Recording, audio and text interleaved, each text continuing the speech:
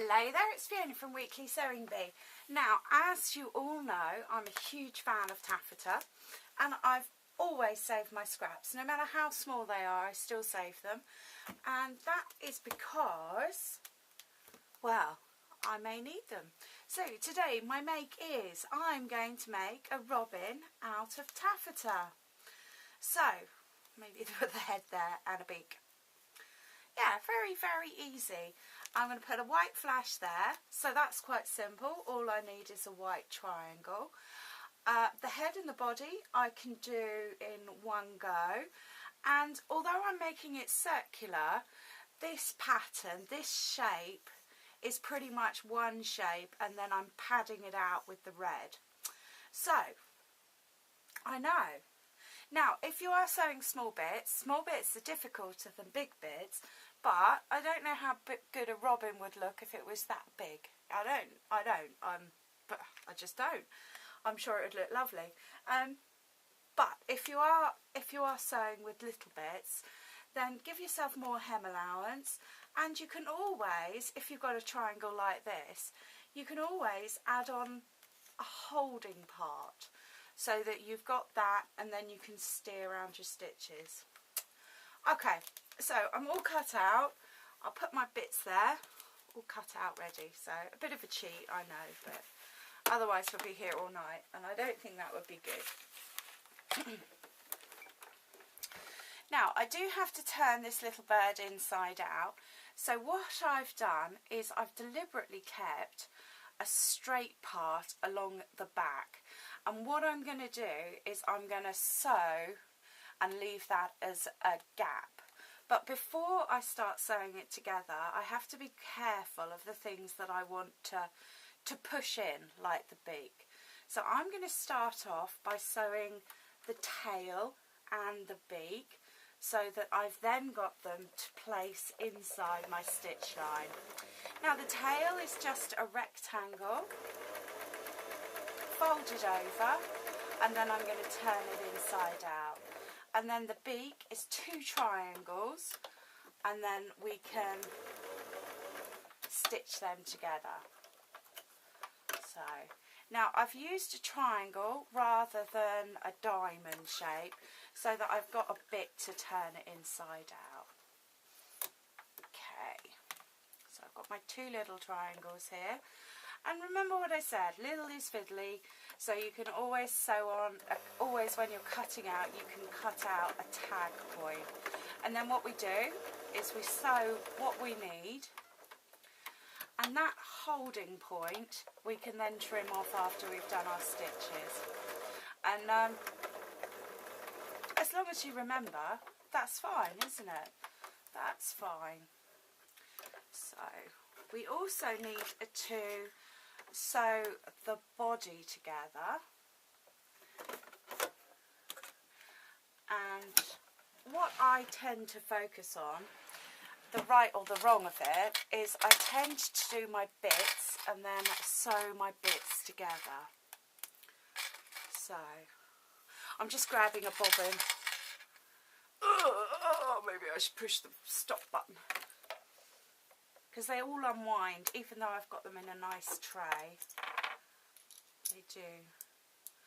But I have a terrible habit of winding up a load of bobbins ready for the make, and then when I do something small, I tend to use all my bobbins up. So, but yeah, okay.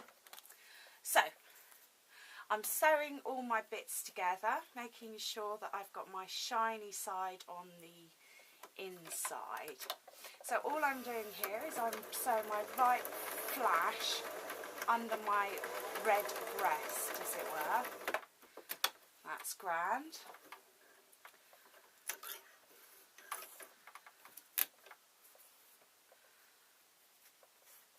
And then I can sew this onto here. So what I've done is I've opened it out. This is the white flash, and this piece of fabric is a sample, so it has paper stuck on the back, but what I can do is I can just ignore that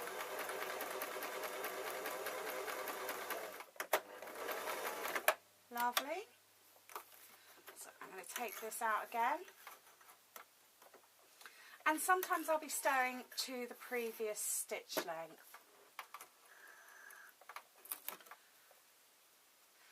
So there you see, I'm not anywhere near the point. What I'll do now is on the next one, I will sew to the point. So I will line these up, and then I'm ignoring that bit, I'm using that as a tag. And depending on the fabric and how delicate the make is going to be at the end, then we worry about trimming or not. So I'm just going over the painting, the paper on the back of the sample, and then I'm sewing up to my previous line of stitches. Lovely. So what we're left with is the red breast and the body. I'll turn that back inside out. I know this is the tricky bit. This is why I didn't change this camera setting whilst we were there, because I need to turn it inside out, and sometimes these things don't work as well as they should for me. So I do have a knitting needle which I've promptly buried under my pile of taffeta, and I can use that as an assistant. So I'm going to put pause on for a minute, and then I'll be right back with you. Hi, welcome back.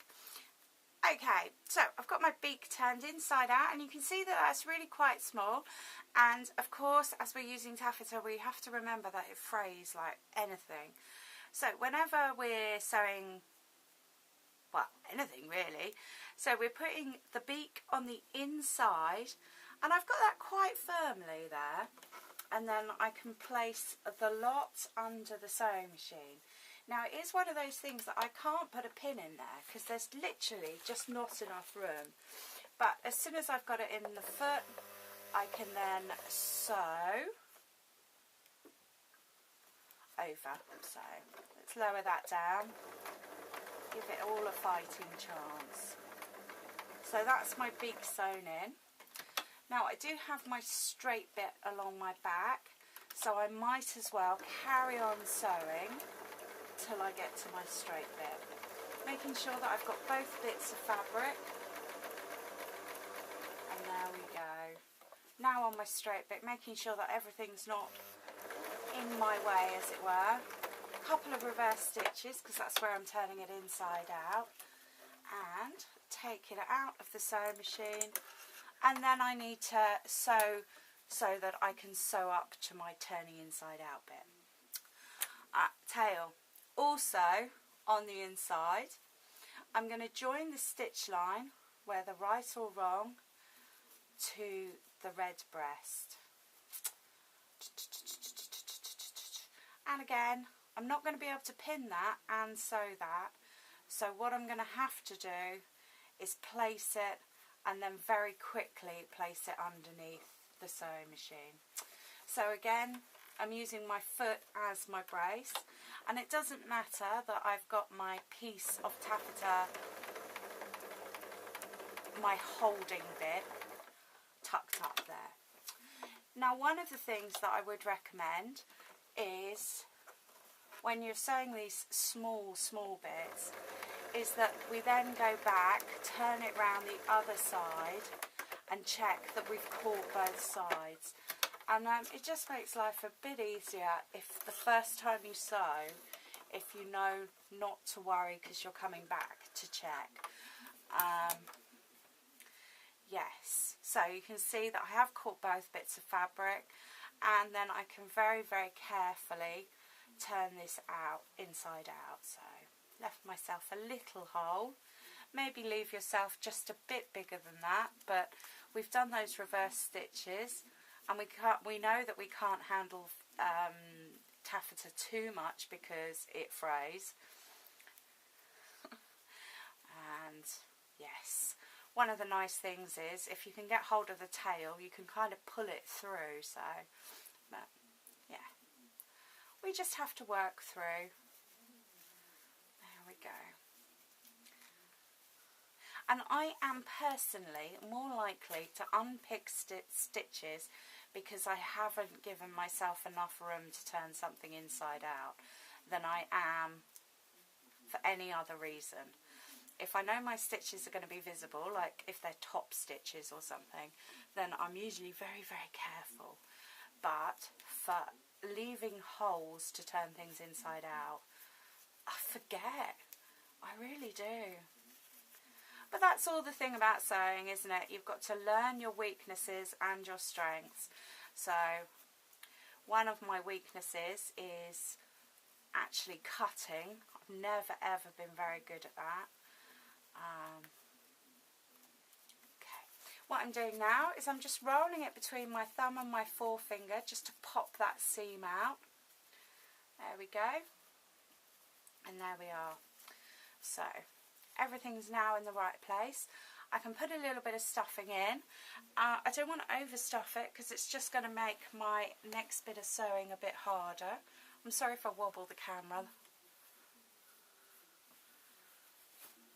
There we go. Don't need much. And just by making it a triangle rather than two flat surfaces, we've managed to give it just a bit of 3 dimensions. So I'm just going to borrow this knitting needle and push the stuffing right up to the head. And then I'm going to come back and I'm just going to use a French knot, embroider the eyes on. And of course it would be great if I had some yellow taffeta, but surprisingly I don't know. Maybe yellow's not my favourite colour. So there we are. Now we do have a choice. Even though we've got a nice flat seam there, we can either put it in the sewing machine and sew, which I'm going to do now for speed, but I would recommend excuse me, I would recommend hand sewing that just to keep it nice and tidy. There we are. Get rid of that thread and use that cutter just to get rid of all the excess. Okay, so now what I have to do is I've got my special big needle here. And I'm going to take a bit of dark blue thread and just do my knots.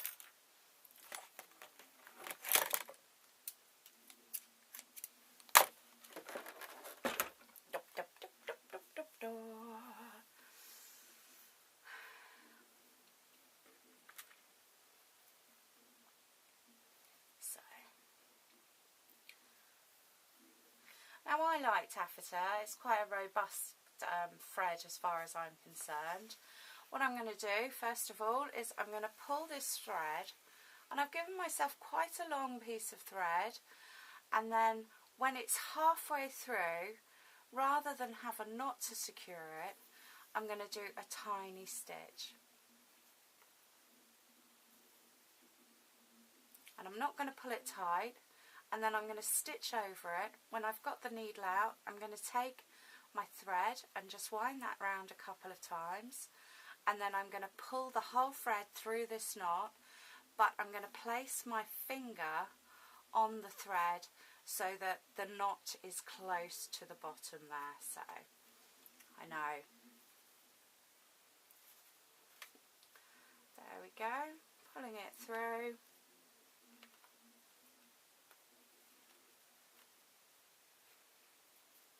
Oopsie. Just pulling the right amount here. And if it doesn't want to go, we will start again on the other side. Yes, because this comes under the class of being careful. Now I'm going to pull that through, and again I'm going to take the stitch from the seam this time, put it through to the eye, pull the seam so that it's right the way through on the inside, and then I can secure it by a single stitch, wrap round my thread and then pull my thread through, and I can do that another time just to make sure it's secure. So, got a perfect little eye there. Now, of course, what's the point of having a robin at this time of year? I'm then going to push the needle through. I can take that right through to where I think it would look best hung from, and then with this thread I can secure it, loop it, leave a certain amount baggy so that I can then secure it again, and then I've got a very quick and easy personalised tree ornament.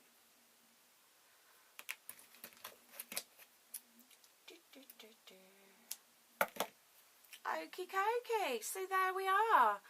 A very quick, impromptu, there's no pattern really, little robin. Alright, thank you for watching. I'll get this video uploaded, so hopefully it'll be in time for tomorrow.